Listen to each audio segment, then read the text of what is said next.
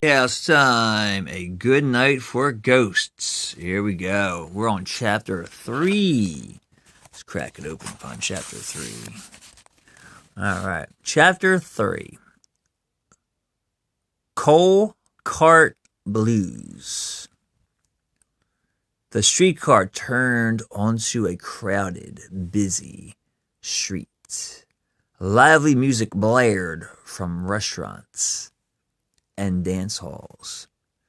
We're in the French Quarter now, and you're the next stop, the conductor said to Jack and Annie.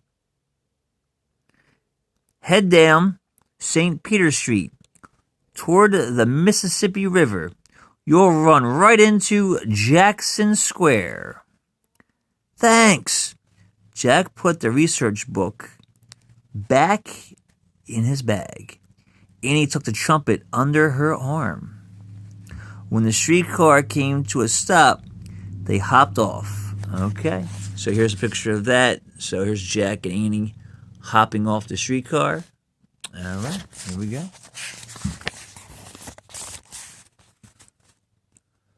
Good luck playing that horn, Missy, said the conductor. Thanks, I'll need it, said Annie. As the streetcar pulled away, Jack and Annie looked around. Hey, this is Bourbon Street, said Annie, pointing to a street sign. Isn't that the street with the haunted blacksmith shop? Don't think about that, said Jack. Let's head down St. Peter. Jack and Annie left Bourbon Street and started down St. Peter Street. They passed tall, narrow houses, painted pale green, yellow, and pink. Hey guys, it's a listing sentence right there, just so you know. Green, comma, yellow, comma, and pink. Vines grew up walls and twined around iron balconies. Alleys led to courtyards with trickling fountains. I like the buildings in New Orleans, said Annie. Yeah, and it smells good too, said Jack. Delicious food smells. Hang on, shot again. Delicious food smells filled the air.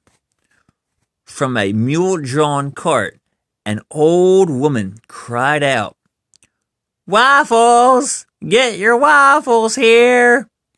Yes, sir. Fresh, hot waffles. All right. This lady bringing the waffles. Jack was getting hungry. Outside a restaurant was a sign that read, Special dinner, 10 cents. Gosh, things are cheap in 1915, said Jack. Too bad we don't even have a dime. Yeah, said Annie. Oh, look. She pointed to a grand cathedral with soaring spires. A cathedral. That must be the place with the ghost of the Spanish priest. Why do you like ghosts so much? Said Jack. I don't like ghosts so much, said Annie. Well, you keep talking about them, said Jack. I'm just pointing things out, said Annie. You're the one who brought up ghosts in the first place. Well, let's forget them, said Jack. He didn't. He didn't like ghosts. He didn't even like thinking about them. Soon Jack and Annie came to a huge green park with an iron fence around it. A sign at the entrance read, Jackson Square. Oh man, they made it. They made it to Jackson Square. Here we go. We found it, said Jack. Outside the iron fence, in the hot afternoon sunlight, small bands of barefoot kids were playing music. Remember, Louis Armstrong plays in a kid band, so they're in the right spot. Some strummed banjos. Others played... What's that word again? Let's try again. Others played harmonicas or long tin horns. 3 boys sang in harmony. A couple of the smallest kids passed around hats, collecting money for the different bands. Hey, you got big money, right? Where's Louis Armstrong? Annie asked Jack. No one here looks like the picture in our book. Of course not, said Jack. The picture shows him as a grown-up. He wouldn't look the same when he's 14. I'll ask, said Annie. She went up to a small girl passing a hat. Excuse me, is there a musician here named Louis Armstrong? Louis Armstrong? You mean Dipper? Asked the girl. I guess, said Annie. Hey,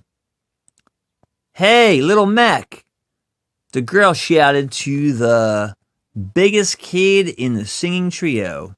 Where's Dipper? Where's Dipper Armstrong? All right, so he's got a nickname, looks like. Just saw him. He's at the River Cafe, shouted little Mac. Where's that? Annie asked. Down by the river, said the small girl. She pointed beyond the square. Walk down Decatur Street and you'll see it.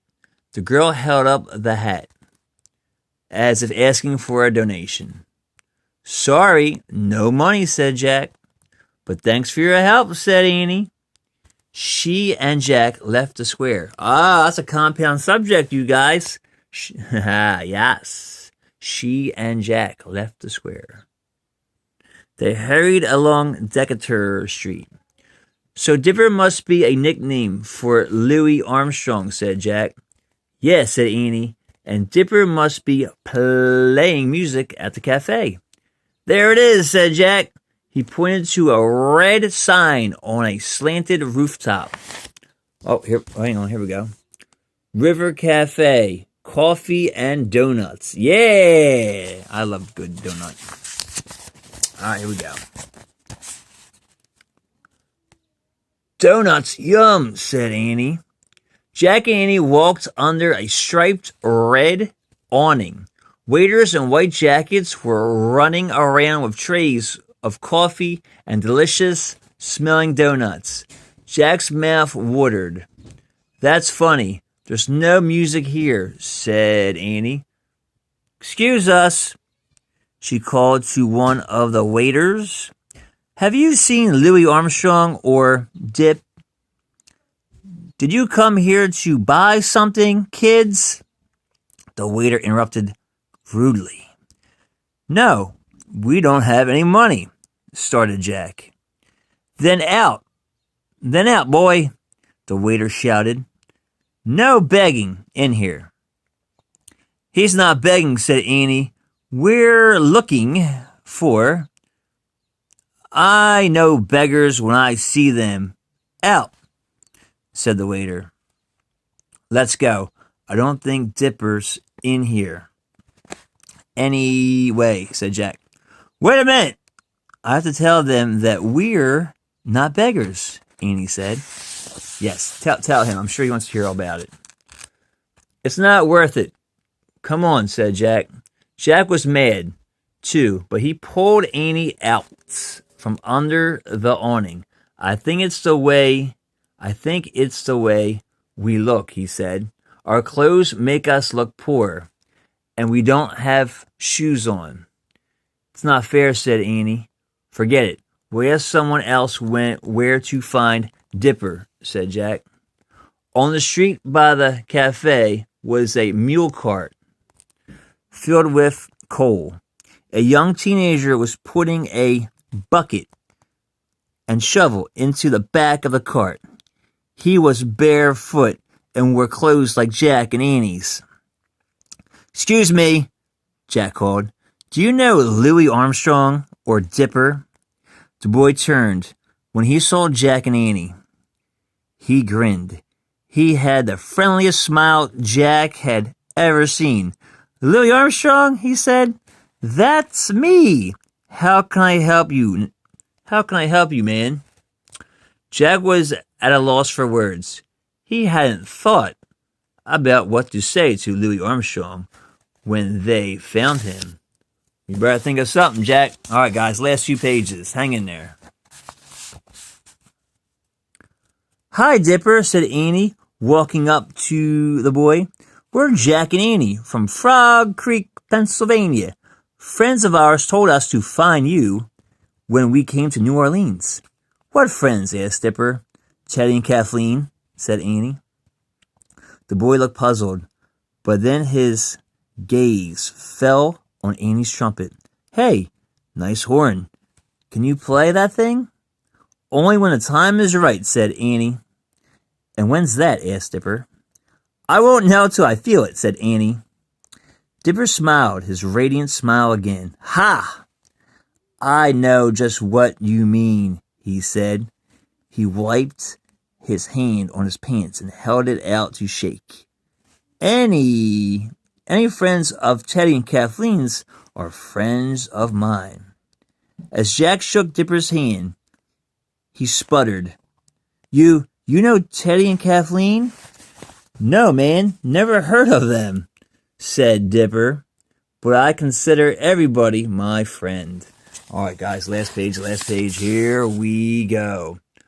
Oh, said Annie. She and Jack laughed. "Only problem is, I can't hang out with y'all right now," said Dipper. He climbed onto the mule cart. Where are you going, man?" asked Jack. "I'm making my rounds with the coal cart," said Dipper, "and I have lots more work to do today. But be sure to look me up the next time you come to town. And say hi to my pals, Teddy and Kathleen." Dipper waved at them and then shook the reins. "Go long, mule," he said. The mule clopped over the brick street, pulling the coal cart away from the River Cafe. Louis Armstrong was gone. Dun, dun, dun. What are Jack and Annie going to do now, you guys? All right, stay tuned for a couple questions about Chapter 3.